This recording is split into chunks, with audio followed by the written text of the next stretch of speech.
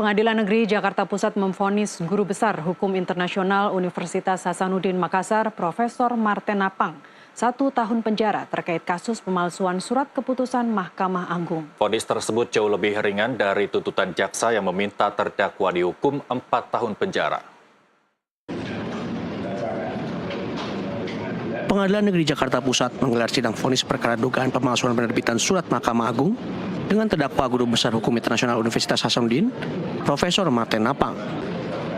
Dalam putusannya, Hakim Ketua Buyung Dwi Kora memvonis terdakwa Marten Napang 1 tahun penjara karena terbukti secara sah dan meyakinkan melakukan tindak pidana kejahatan penipuan yang membuat korban, John Palinggi, mengalami kerugian sebesar Rp950 juta. Namun vonis tersebut jauh lebih ringan dari tuntutan jaksa penuntut umum yang meminta agar terdakwa divonis 4 tahun penjara karena melanggar pasal pemalsuan dokumen dan juga tentang penipuan. Meski divonis ringan, namun terdakwa mengaku akan melakukan banding. Surat Pak, nggak bersalah. Hah? Saya nggak bersalah Pak ya, berarti Bapak merasa nggak bersalah Pak ya? Ini peristiwa hukum dan fakta hukum yang sebelumnya diadili di Makassar, Pengadilan Negeri Makassar, lalu bebas di Mahkamah Agung. Tetapi sebelum turun putusan bebas Mahkamah Agung, putusan saya dipidana di Pengadilan Negeri Makassar itu digunakan untuk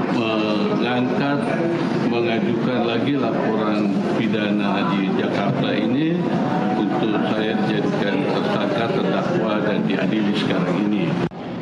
Menanggapi vonis tersebut, korban mengaku sangat kecewa karena vonis dinilai terlalu ringan. Menanggapi ini, saya menghormati hakim. Tetapi kalau saya pikirkan, saya 7 tahun lebih berjuang untuk hal-hal kebenaran ini. Saya tidak pernah berpikir bahwa saya ditipu 950 juta itu akan kembali uang saya karena ini pidana. Saya sangat sesalkan karena itu adalah saya menjaga marwah Mahkamah Agung. Nah, kenapa orang lain tidak bisa menjaga itu? Kenapa justru penipuan yang saya tidak pernah memikirkan akan dapat? Kasus bermula dari temuan dugaan tindak pidana penipuan, penggelapan, dan pemalsuan surat putusan Mahkamah Agung yang dilakukan terhadap perkara A. Setiawan selaku orang tua angkat John Palinggi.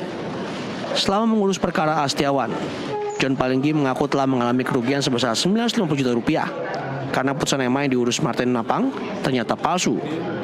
Dari Jakarta, Muhammad Ridwan, Nusantara TV melaporkan.